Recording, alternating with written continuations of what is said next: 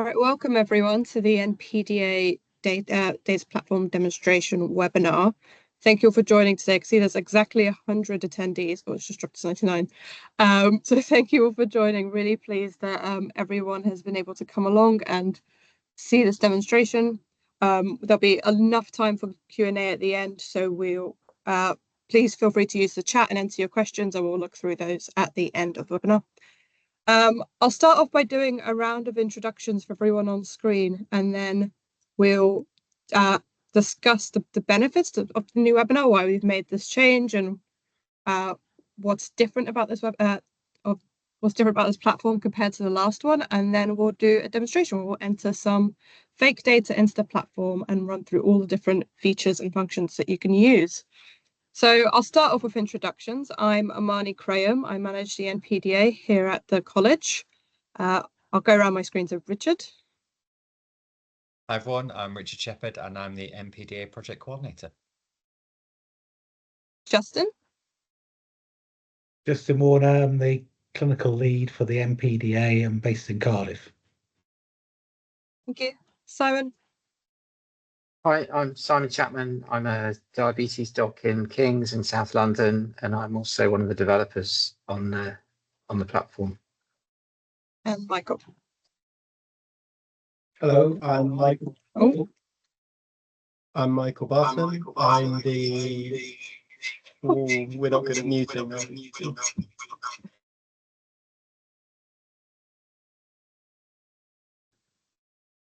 There you go. Sorry about that. I'm Michael Barton. I'm the lead software developer for the college, so looking after the technical side of the new platform. Cheers. Thank you. Sorry about that. All right, so I'll hand over to Simon and Michael in just a second. What I'll add is just that the Q&A function, if you see that Q&A button at the top of the screen, doesn't seem to be working right now. It seems to be a Teams bug. So if you just want to put any messages in the chat, and we can answer any questions from there. But I'll hand over to Simon and Michael. Mute yourself for now. Yes.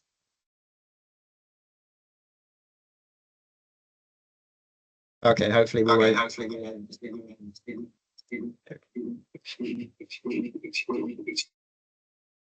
it on Amani's laptop.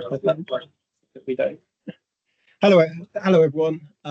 So just to give you some context for kind of why did we do the new platform? Well, we're hoping that it makes things a lot easier for you on the data entry side. That's probably one of the biggest motivations for the changes that we've made today. So we'll run through some of it in the demo, but we hope that it is easier to upload the CSV files. So the platform in general should operate faster when processing larger CSV files. And we've also added more validation rules to the data.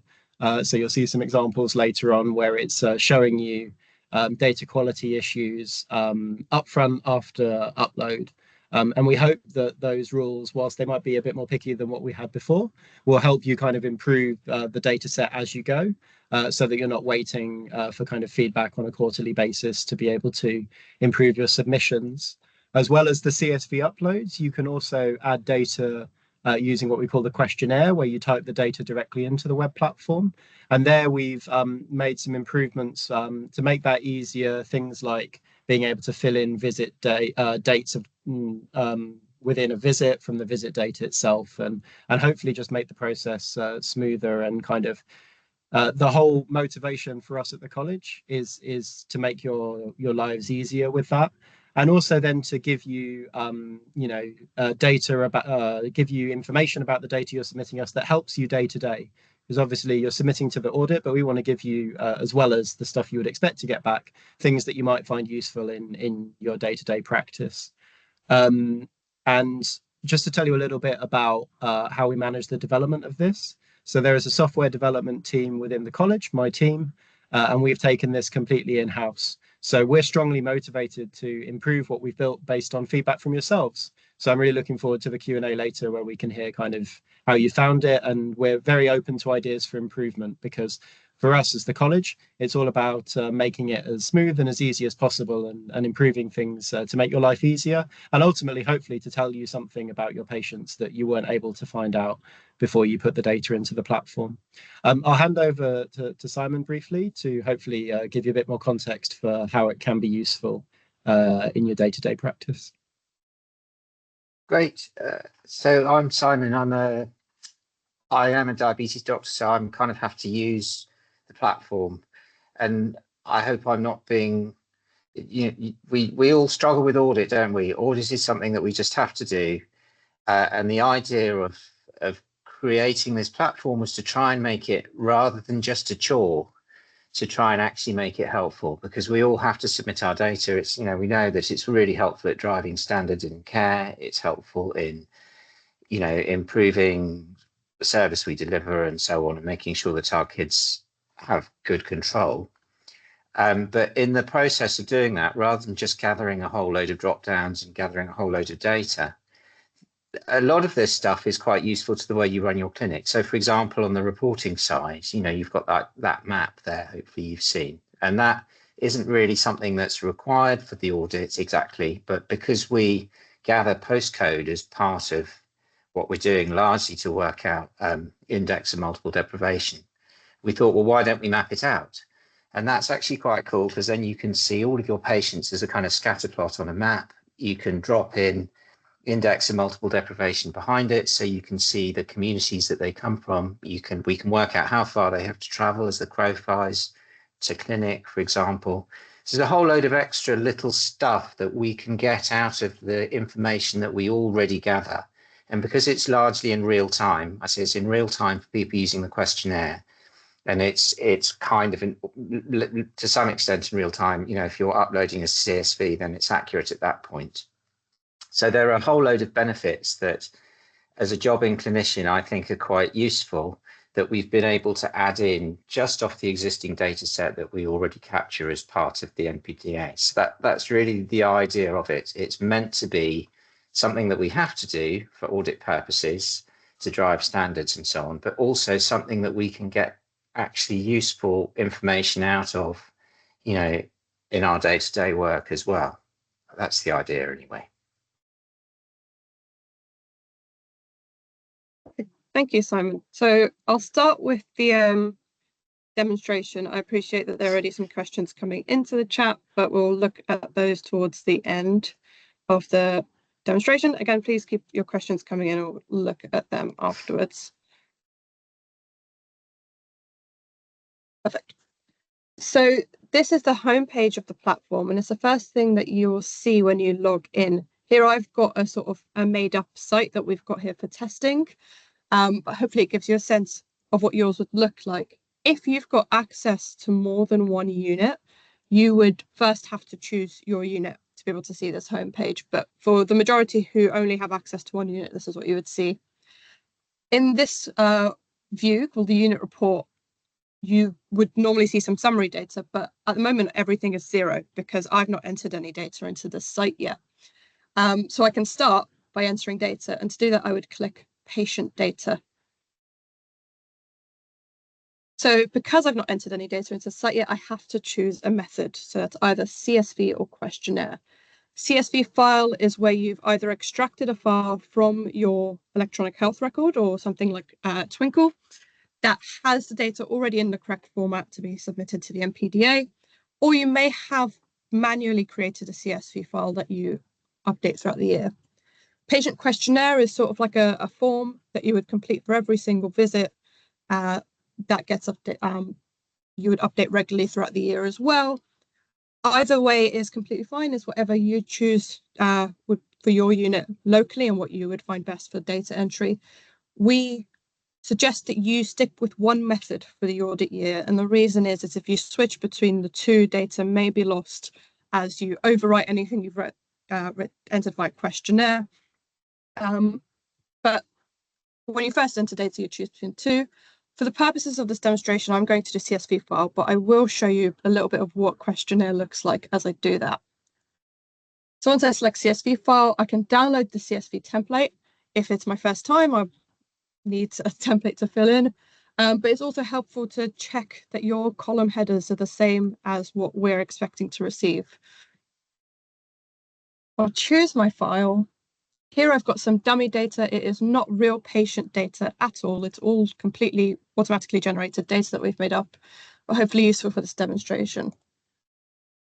So once I submit that data, I'll see a countdown of all of my patients and rows of data as they get parsed by the platform. It takes a few seconds.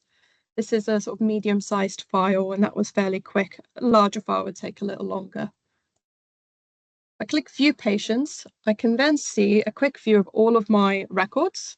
This is very similar to what the questionnaire view would look like. It's a row per patient, and I can see all of their visits by clicking on the Visit button. The ones with errors are sort of pulled towards the top, and then the ones without errors are towards the bottom. Now, if you did use questionnaire, you would see a button up here that says Add Patient, but because we're on CSV mode, instead I can either upload another CSV or I can open a data quality report with some information about the CSV that I've just uploaded. So if I download that report, and it will just take a second, open it.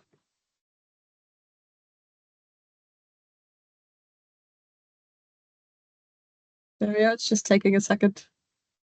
There we go. So this is a spreadsheet with 3 sheets. The first one is the file that I've just uploaded. Again, keeping in mind this is not real patient data. The second is that same file, but annotated. So where the errors are in my data will be highlighted in red. And then I can also view the errors as comments. So, for example, here I've got a patient whose height and weight whose HbA1c is 67, but the format is 2, which is percentage. So that doesn't quite make sense. So my error says HbA1c value out of range. So that's helped me spot this error, realize something's wrong. I can correct it and then resubmit. A few other errors here. So for example, I've got a cholesterol level here, but no cholesterol dates. If you wanted to see all your errors in one view without scrolling through this, you could click the third tab, which has a list of errors, the NHS number, and the column helps you find those errors back in the previous sheet. What we would suggest at this point is amending the error in your original data.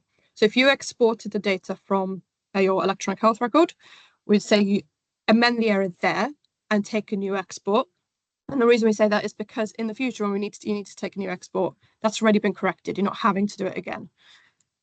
If you manually create a CSV, edit it in the original CSV, do not edit it in this export, just because you're duplicating work for yourselves. Close this. 1 second. There we are. If you were using questionnaire, once you've added a patient, you'll see a page that looks something like this. And it is where you'd first enter your patient's details. So it's their demographic details. And if they have left their service, you'd also complete the leaving service section. And you can edit that at any point. Once you've got a patient in, you can add visits by clicking the visits button. Give that a second. If they don't have any visits at the moment, you would click Create New Visit, or if you wanted to add in a new visit, click Create New Visit. Existing visits would appear here as 1 row each, and a little sort of icon for each field of the visit that has been completed. So for example, in here, this patient has had a few of their measurements done at this visit. If I click it, you could see the routine measurement section of the visit details. They've had their height and weight. HbA1c. This is all grayed out because I'm in CSV mode, but again, if you're in questionnaire mode, you could manually edit this. And for the date picker, as Michael said, you could auto-populate with the visit date, so you wouldn't have to keep re-entering the same date. Next section would be annual review, which has those additional measurements and checks done at annual review, and then inpatient entry for inpatient episodes. We've got this little breadcrumb view at the top where you can go backwards, kind of like you would in the File Explorer on your PC. So if I wanted to go back to this patient, I could go there, and if I wanted to go back to patient data, I could click that. If I wanted to go all the way back to my homepage, I'd click the unit. Give that a second.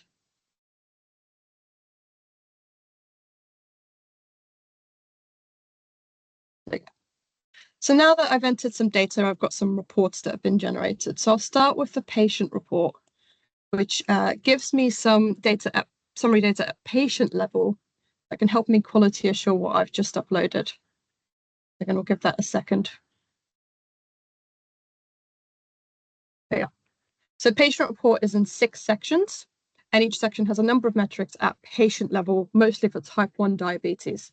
So the first section looks at health checks, and for each patient, it has whether, with type 1 diabetes, it has whether or not each health check has been completed. A blue tick would indicate that it has been completed. An orange exclamation mark, it's not yet been completed, and a sort of stop symbol is they're not quite eligible for that in the NPDA. So, for example, a patient under 12 years old wouldn't require a urinary albumin in the NPDA. So we don't provide you that information. And then the total is of all the required health checks, how many have they received?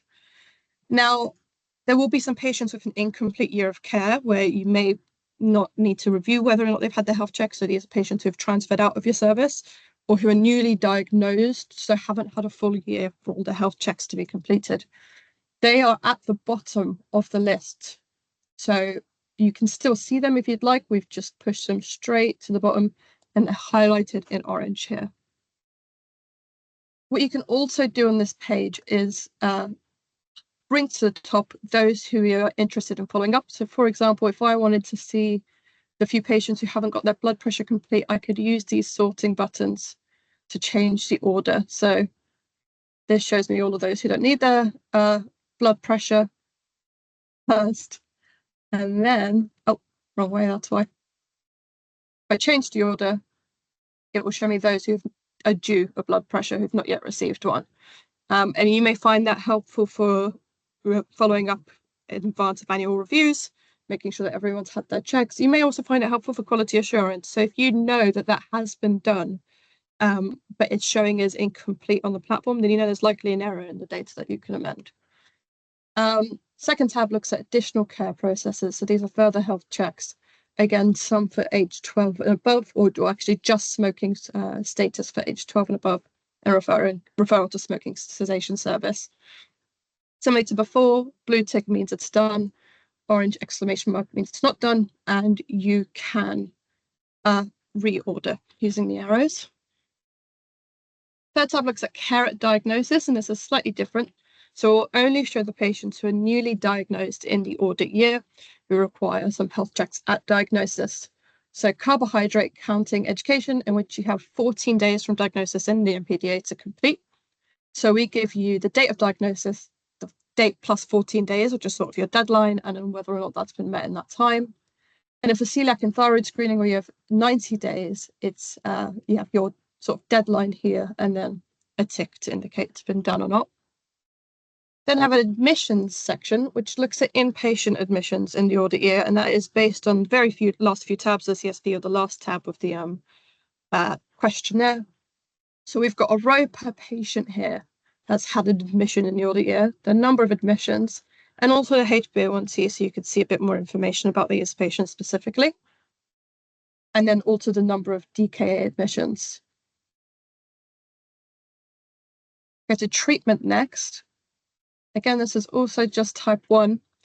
You've got their treatment regimen in the first column, and this will be injections, pump, or injections plus blood glucose lowering medication, pump plus blood glucose lowering medication. Glucose monitoring in the second column, so that shows if they've not got monitor, if they've got a flash, modified flash, or CGM. And then the last is they're on a hybrid closed loop. And again, you can order these columns. If you wanted to identify all of your patients who are on a flash, you can change the order. If you see something that doesn't align with what you're expecting, so you know patients on a hybrid closed loop, but they're not showing there, then that's likely an error and you can go and amend your data. And then the last tab looks at outcomes. So that is HbA1c for all children and young people here. So not just those with type 1. You can see their latest HbA1c and then the one just before it. below in grey, and then the degree of change between those two. So you can see whether or not there's a meaningful change between the last and the HbA1c and the one before that.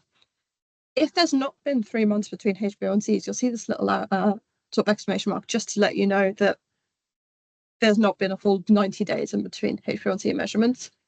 And you can see their mean and median as well. Now, for all of this data, you could also see it in an Excel sheet if you'd like. So this download all as Excel button would return the exact same data as an Excel sheet. It's sort of to give you a snapshot in time. So if you wanted to take a download right before your quarterly deadline, so you can see it before you make a new upload, or if you wanted to share with someone in your service, of course, keeping in mind the information governance implications, because there's patient data in the CSV, you could do that. I'll give you a quick peek through it, but I won't go through every tab again. Just give that a second. So again, it's the exact same data, just in Excel format or a CSV format. So NHS number, have they had the complete year of care? I don't remember what this one is. Are they over 12 years old? Number of health checks, number of expected health checks, and then for each health check, has it been completed or not, or is it not applicable? And again, each tab is very similar to the tabs in the actual web page. So the next bit I'll show you is your unit report. So this is summary data at a unit level. And it's got a number of measurements that we hope you find helpful. So give it a second to load. But this first section here, patient measurements, shows your mean, median HbA1c by diabetes type. It gives you a bit of information on the data that you've submitted. So this says I've got 10 patient records of errors in it that I need to follow up. And then summary health check results. You can also see some demographic data. So here we've got age and sex, and you can filter by diabetes type. In the file I've uploaded, it's just type 1 and type 2, but if you had patients with rare forms of diabetes, you'd see that as well. You've got some other summary data here. So number of new diagnoses, hospital admissions, number of children who've left your service to transition into adult care or moved out of area. So here I've got 0. Pump, closed loop, and CGM usage as well at a unit level. And then we've got a graph of something by quarter. So you've got new diagnoses by quarter. So where each quarter you've got a number of new diagnoses, and then the grey line actually shows you that cumulative data. So if you wanted to see how it's increased over the year. Hospital admissions, very similar thing. And transition to adult care. In this file that I've uploaded, no one's transitioned, so it's just 0 in both quarters. This is different to the quarterly dashboard. It's much simpler. And the idea here is that you're getting some real-time feedback on the data that you've uploaded to get a very quick snapshot of what your unit looks like in that moment, but also to use this for quality assurance of the data before it gets published, finalized and published publicly by us. So whereas the unit level, the quarterly dashboard is publicly available and has 10 key metrics, this has some more metrics at your level, or some actually quite different metrics at your level. It's not publicly available at all. We encourage you to look at this within your unit, to look at your performance over time, but of course, this can't be shared publicly outside your unit. It all contains patient information. We then have some inequalities graphs. So the first looks at just the breakdown of your patients. So this is deprivation quintile. And you can see here, I've got 25% of my patients are in the most deprived quintile, where I've got none in the least deprived.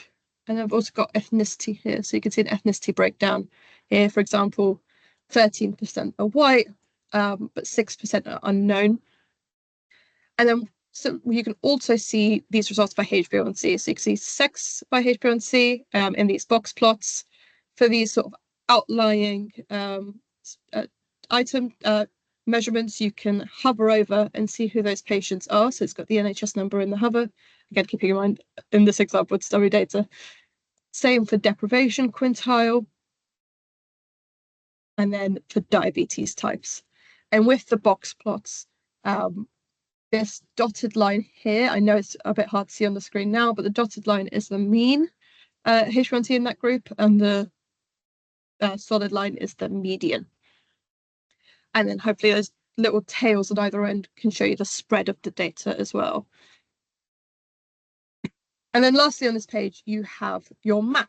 And so every unit will be able to see a map of their patients dotted across the country, overlaid on the deprivation ranking of that area. So here I've got some DEPI patients all around the college in London. I can zoom in, pressing this button here. And I can see all of my patients, and they all live in more deprived areas as they're above the pink. And very few live in the blue areas.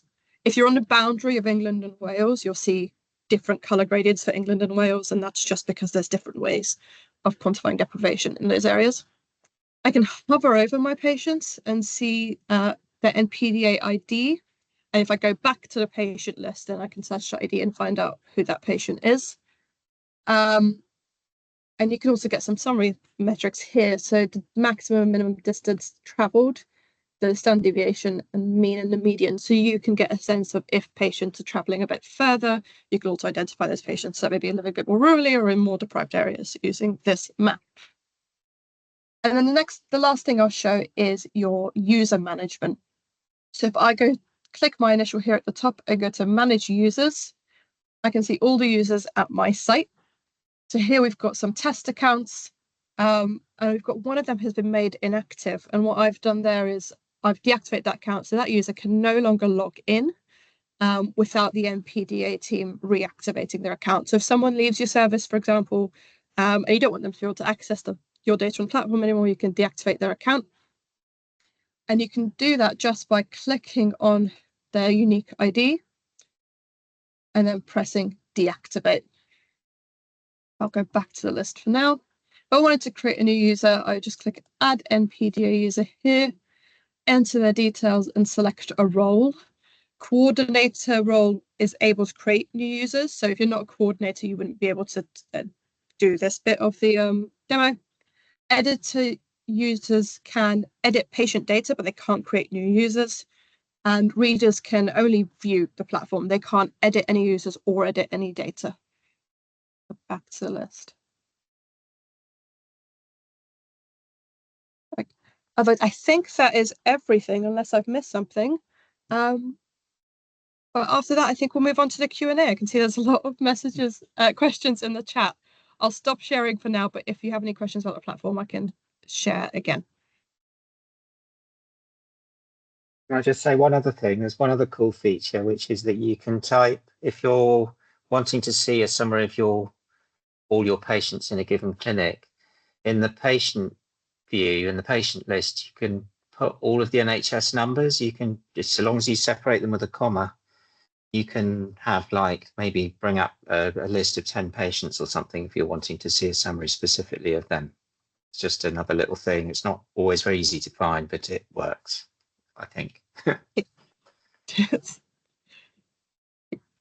All right, shall we work through some questions? Yeah, Has anyone got a question? Yeah, I was just going to say that whiz through is amazingly quick whiz through. You need to go and use it and play with it. It's like any database. You can't break it. You can't delete all your patients in one foul swoop. You've got to go and click everything and find out what happens. And you very quickly will learn the buttons that you like using and the ones you don't like using, because there are multiple ways to do things.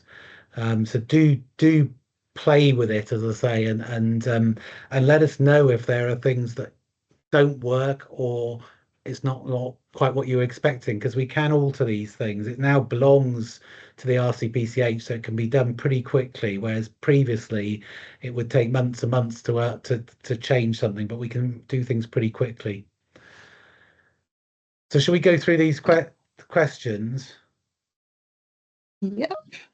I'll start with a question that I've seen come up a few times, which is, can we switch between questionnaire and CSV throughout the year? I'll start off by answering, but if anyone else has anything to add, please just go ahead.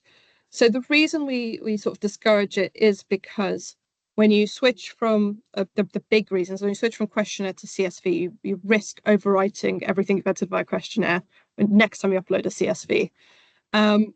It's also just a little bit fiddly for us when it comes to interpreting the data. Ideally, you would just, if you wanted to switch methods, wait until the start of the next audit year where you'll be presented with that view again to choose your method. Switching from CSV to questionnaire is a lot easier just because you can't accidentally overwrite anything. You'd just be changing the way you add more new data in. Is there anything else to add on that, Michael? No, just that you contact the NPDA team at the moment to make the switch. The reason we're doing it that way is because we want to understand more about why you want to make the switch, because part of that could be improving the platform to accommodate a way of using it that we hadn't thought of ahead of time. So get in touch with us if you need to do that, and we'll work through them case by case. Yeah, absolutely. We've done it a few times before, so it is possible. We just want to be able to make sure that we're doing everything right, we're learning from it, and that we're taking copies of everything and make sure nothing's lost before it happens. I think the first question that's probably got the most reactions has been, would it be, so we're going to read out the questions just because we're on a recording and the chat might not be saved on the recording. So this is one, would it be possible to have a downloadable report showing the data in a visually pleasing way, red crosses and green ticks? So we showed you the report, the patient report that you could download as Excel. That's relatively new in the platform, I think in the last week or so. But I appreciate that it's a little bit kind of computery. So there are definitely things that we could look at for how to make that a little bit easier for you to manage. You can filter in Excel by clicking the filter buttons in Excel. So you can, if you know how to do that, that's an option. I also saw there was a question around showing patients who had incomplete measures first. I think that's probably an obvious thing we could do in how we make that export. Just bump up those patients because they're probably likely to be the ones that you address the most. So I'm not sure if that fully answers the question about kind of how to do it in a visually pleasing way, or how kind of you were doing it with the PDFs from the previous system. So do get in touch with us and maybe we can work out kind of what's the best way of doing that. All the ingredients are there. It's just about kind of arranging them, I think, in the most helpful way possible. So also just looking at reactions, there were 2 reactions. Can you specifically look at health check completion rates for type 2 diabetes?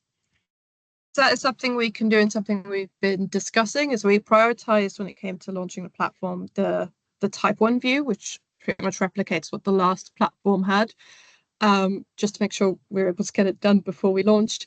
We would like to do a type 2 view as well. It's just a matter of prioritizing changes. So it is on our list. It's just when we are able to get around to it amongst all the other changes we're working through as well. There's one question about it. Is it possible to see previous year's data on the new platform?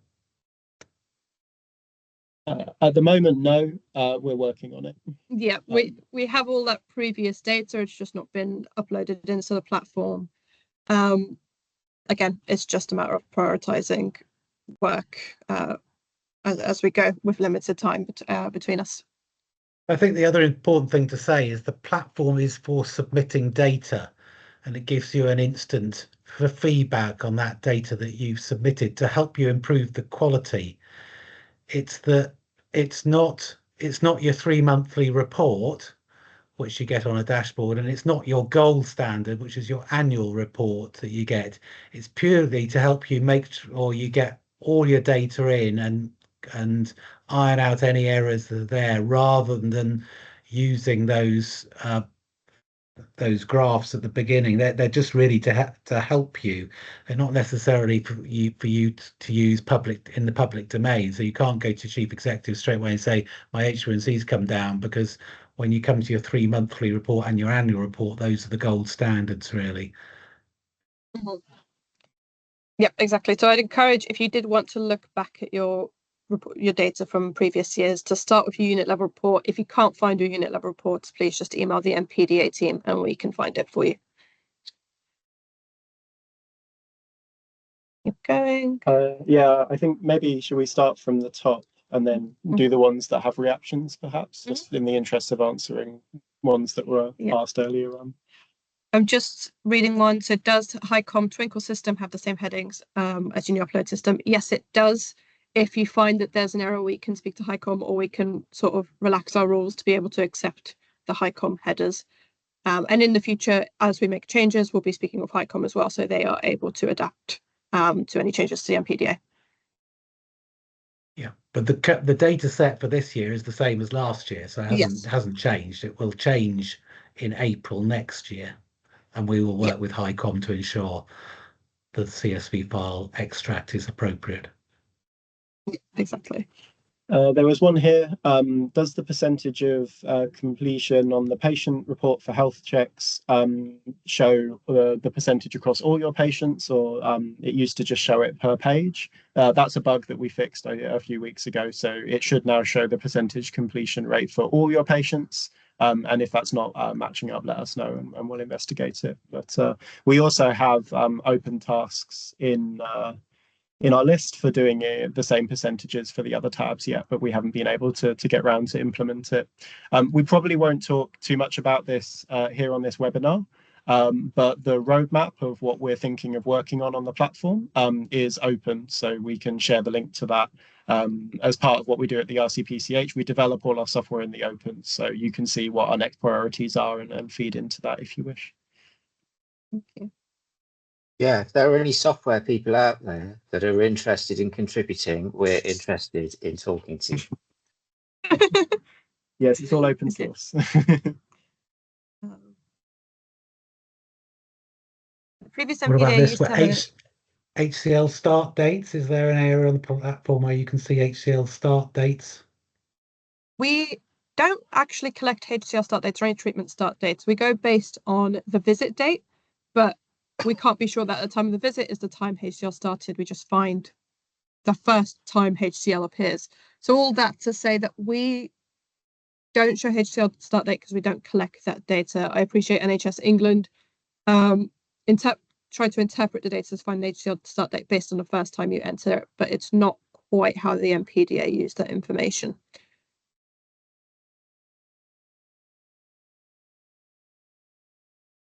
Just looking through, someone mentioned when I answered the question about Twinkle, if it's the same for Wisdom in Wales. Yes, we're in touch with Wisdom in Wales as well.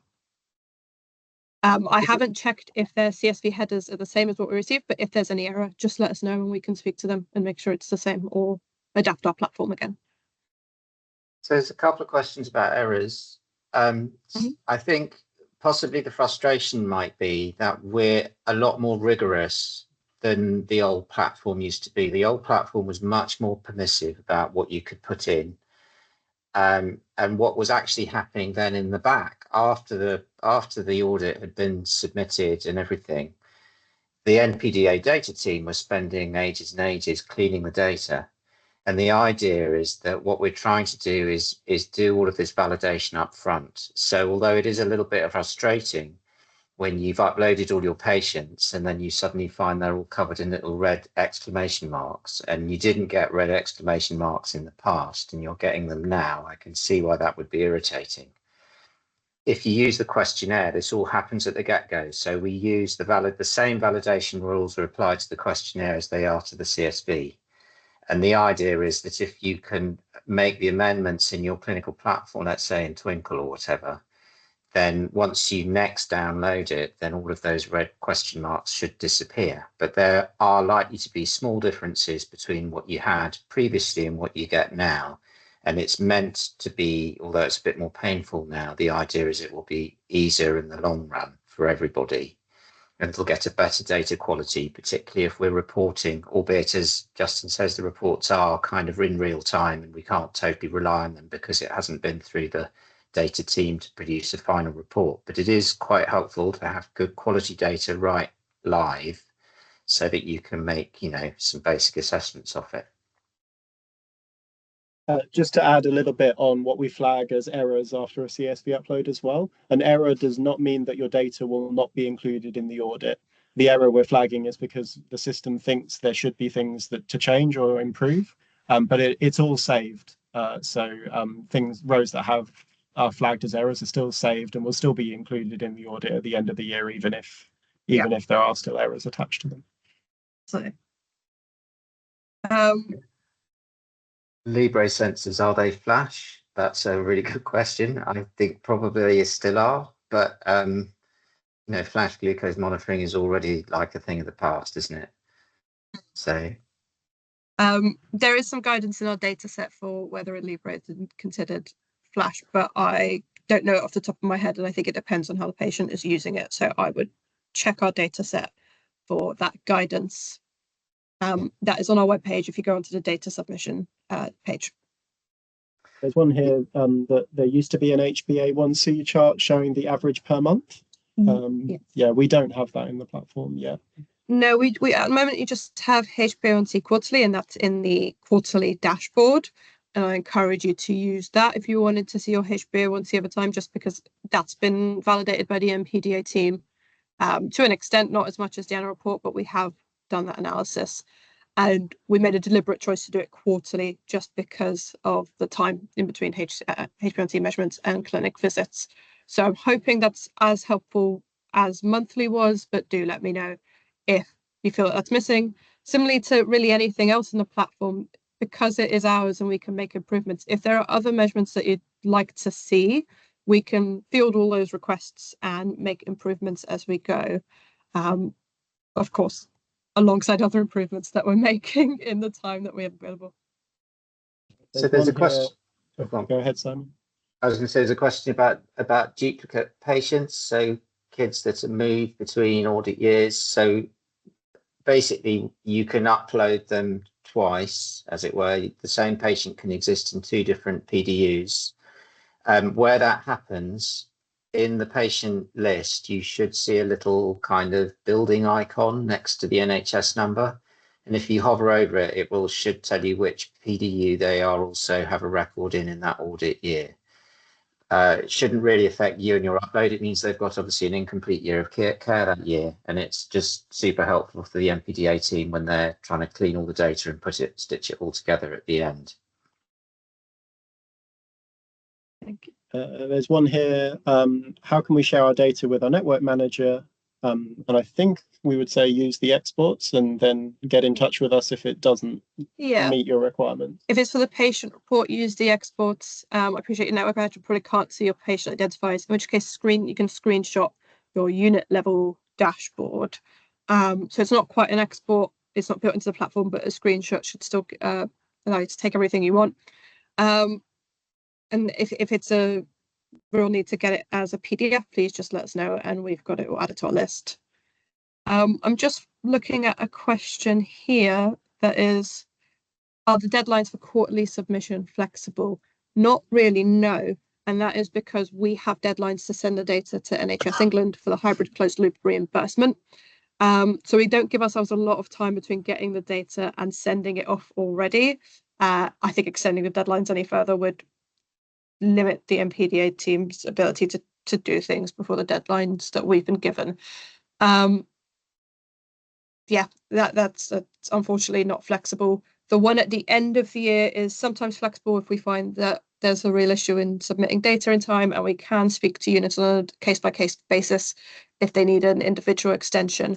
But the ones leading up, so Q1 to Q3, we don't have any flexibility there, unfortunately. Cool. So is there a limit to the number of team members? So no, you have as many as you like. Is there a way to extract individual A1Cs? So currently not. But I think if colleagues here would think this is a really useful feature, then please just like that question, and we can maybe think about that. But certainly on the it's patient feasible. report page. On the patient report page, I think you can extract the most the recent and the mean and median HbA1c per patient, but I don't know if that's just for type 1. Yes. It won't be all. It will be just for type 1 at the moment, but we can change it. Yeah. Just for type 1, it won't be all measurements. It will just be the recent and the averages. There's also a question about eye screening for patients with normal results. They'd only need it every 2 years. So yes, if you look at the NPDA platform, and I can share my screen again for a second, you'll see that we've not treated it as one of the 6 key health checks. We've sort of booted it to the right a little bit. So it's not included in this total. We give you that information so that you'd find it helpful, but of course we rely on you interpreting it to know whether that patient actually requires an eye screen this year or not. We don't combine it with previous years to know if they had one 2 years ago and if that was normal or abnormal. We just provide you with the information about what happened this year. Stop sharing. There's a question about GIRF, doesn't there? So that one, GIRF recently flagged gaps in our ethnicity data within our ICB region. Is this missing data flagged on any of the reports? Yes, so if you go into that unit view again, the pie chart has your ethnicities that are unknown, as in you've not entered an ethnicity, not known as if the clinic have entered that it's not known, as opposed to missing, and not stated. So the patient has deliberately said that they don't want to provide their ethnicity. So those, I think all three are combined for GIRFT, just because the numbers are so small that we couldn't give them separately. But when you go into unit report, you can see the difference. You can see the numbers that are not stated, which is fine, and numbers which are missing, which we'd encourage you to try and populate that.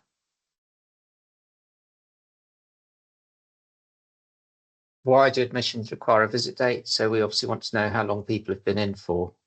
So that's why they, and so everything, I appreciate that sometimes you're entering the same date twice, and that's just to do with the way the data set has evolved over the years. But that's why the buttons are there. So hopefully it shouldn't, if you're using the questionnaire view, you just hopefully just click the date. Yeah. And that shouldn't be too much, hopefully. And if a patient is newly diagnosed or has an admission, they don't necessarily require a visit date. So we'll accept any rows with either an admission date, a visit date, or a diagnosis date. If that diagnosis date was in this year, an old diagnosis date wouldn't count. I don't know if it returns there on the platform, but in terms of in the analysis, we will allow any rows of any of those 3 dates. But it's just a way for us to validate this visit did happen this year. Right. There's particularly a lot of requests about eye screening being 2 yearly, but being expected to be annually. That may be a bug, I guess. Is that?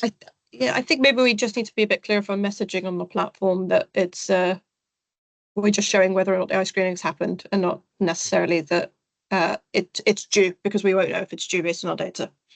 Yeah, in general, we can try and maybe clarify things between as much as possible between things we think are definitely wrong and things that might be wrong, and then things that we're sort of flagging for you out of interest. And at the moment, the platform just kind of has one red exclamation mark, and I think going forward, it probably needs more than one different way of flagging things for people.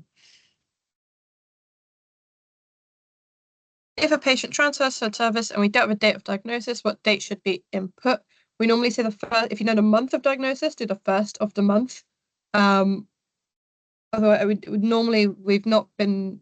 We would hope that you would know at least a month. But if you don't know the month of diagnosis, then please just message us and we can look at it on a case-by-case basis. It's actually very rare for a patient not to know the exact date they were diagnosed. They nearly always do. It's the ones that come from overseas sometimes that are a bit difficult, and then they might just know the month. Please, could we have a section regarding how many are classed as being neurodiverse? This is a great question. Not so much one for the platform or one for the dataset group. If it's included as a measure, then it'll go on the platform. I think it's a good idea for sure.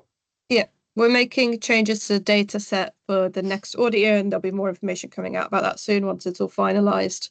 So you'll get some more information on that soon. So question about quality, about CSVs. So do we overwrite the previous one? So yes. The answer is yes. And specifically for uploading quarterly, the idea is that you upload your previous quarter's data in the CSV for subsequent quarters. So your CSV file grows over the course of the year, and then in the next audit year you reset and start again if you're doing CSV uploads. There's also one of the first question actually, which is it possible to submit data by both CSV and by questionnaire? And Armani's explained why we don't do that. But as you saw in the demo, you are able to click through and look at the data from the CSV file in the platform in the same way you would if you submitted it from questionnaire. So hopefully that helps with that question. I would, yeah, if you do upload by CSV, but you want to make amendments via questionnaire, I would really, really strongly encourage you to do it in your electronic health record in the first place, or if you create the CSV manually in that CSV, just so you're not overwriting all those corrections you've made, and next time you upload a CSV and having to do it all again. Cool. Is there a limit to how many? Sorry, I can say, is there a limit to how many CSV uploads you can do if you want to do monthly? No limit. You can as many as you want. Yeah, keep them coming. Yeah. An option, there's a particularly popular request for an option for those that decline foot checks. I'm in principle, yes. It's not part of the data set at the moment, no. Okay, I'll keep that as a note, as a request, but at the moment it's not a planned change to data set either.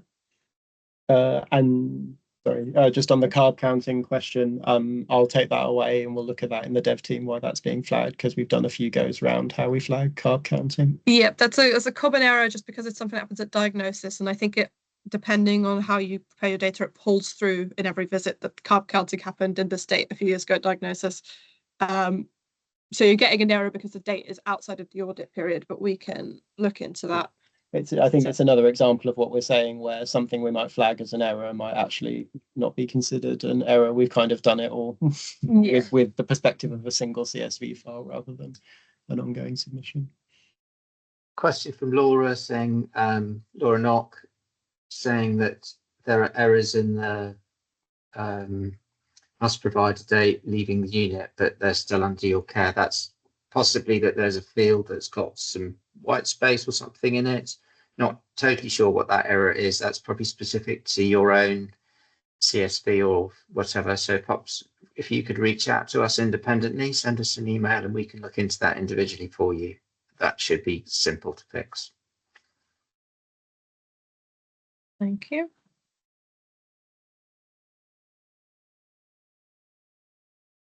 Just looking through. Why do go ahead. I'm just reading one that says, why do admissions require a visit date? They don't. It might be an error that still persists on the platform. So Simon covered that one earlier on. Hospital admissions. Oh, cheers, thank you. Yeah. So there's one which is, what does incomplete year of care mean? And that means diagnosed in the audit year. Diagnosed in the audit year. Left service would mean, so they've got an incomplete care of you. Incomplete year of care with you specifically, but maybe not an incomplete year of care across PDUs. But for you, it would be that they've not been able to receive all their health checks at your unit because they've moved. So anything that means they've not been under the care of your service for the full year. There's one from Jenny Brown. Can you look at a glance for diagnosis additional care processes? I think we might get in touch with you about kind of what at a glance would be most useful for you on that one. But thank you for the feature request. That's very useful. And thank you everyone for all of these questions.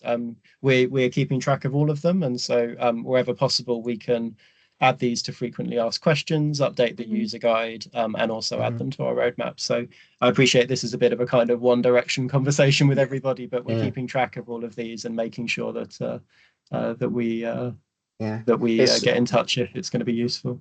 A general message for the way we work in software is that we're a bit like sort of a restaurant. You know, we have tickets and we work from tickets. So actually this level of detail is really, really helpful. So if you have individual questions or problems or things that haven't worked for you, even if you don't think that they're necessarily relevant to everyone else, they can prove like a herald problem, you know, from what's going on under the hood. So anything, however small or however kind of incongruous it may seem, do please let us know, because it might show that there's actually something that does need fixing. And if it's also something that hasn't worked for you, well, that's also important for us to know, because we might need to design it slightly differently to make it a bit more intuitive. Okay. We'll answer a few more questions and I think we'll close this off. So a question, does the inputting of HbA1c at diagnosis impact overall HbA1c result? No. So when we calculate the mean and the median at patient level and at unit level, we don't include measurements taken in the first 90 days following diagnosis. Which email is best to contact regarding issues or queries? I'll put it in the chat now. It's just, oh, perfect, even better. It's npda@rcpch.ac.uk. Would it be possible to put in the audit that patients were offered an appointment that did not attend? At the moment, no, that's not part of the audit to record those who didn't have a visit in the year. But most interactions can be recorded as a visit. So hopefully if you've got an interaction, and you record that as a visit date, even if there's nothing else recorded, just the demographics and the visit date, we will accept that. And they'll be added to your patient count. So if you've maybe had a phone call with them, you could record that. But yeah, if they've not actually attended in clinic, I appreciate most other columns wouldn't be completed in the year.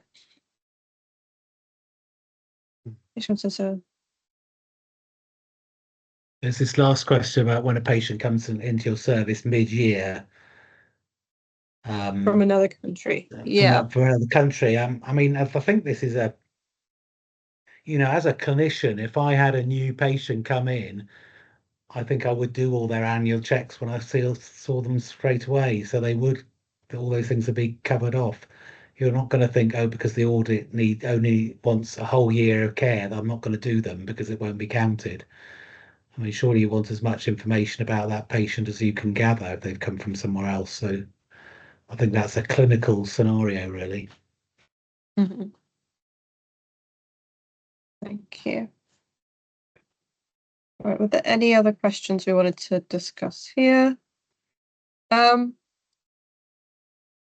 think a lot of these are quite a common theme, so I think we've answered most of them. But if there are any questions that we've not answered or that you want to speak to us directly about, please do just email the inbox. And we monitor that every day, so we'll be able to respond to you, especially if there are requests about the platform. So whether these are feature requests or issues that you're facing, or you just want to give us a compliment on the platform, we are happy to accept those via email. So please do just send those over at any time, and we can add them to our list of tickets. And on behalf of the dev team, thank you so much for your time today with all of your feedback and questions, because as Simon said, this is absolutely vital for us to make sure that we make something that is as easy as possible and as useful for you day to day.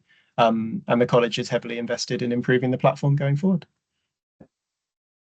Thank you so much, everyone. This will be recorded, and then once, as soon as we can, we'll upload it to YouTube and send the link out to everyone.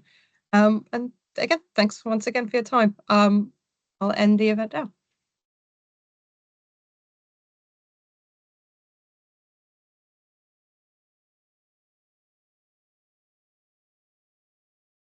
Are we still on air?